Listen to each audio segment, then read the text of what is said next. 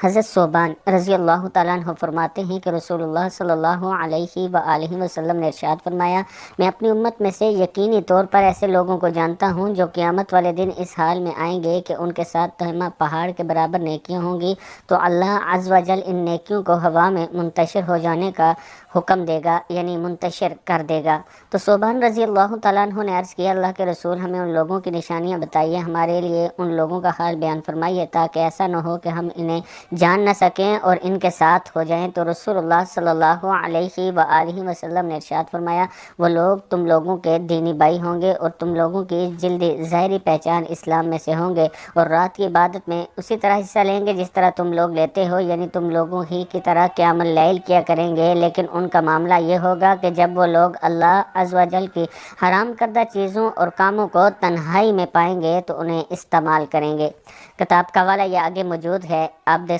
سکتے ہیں۔ تنہائی میں استغفار کرتے رہا کریں، اللہ کا ذکر کرتے رہا کریں۔ السلام علیکم ورحمۃ اللہ وبرکاتہ۔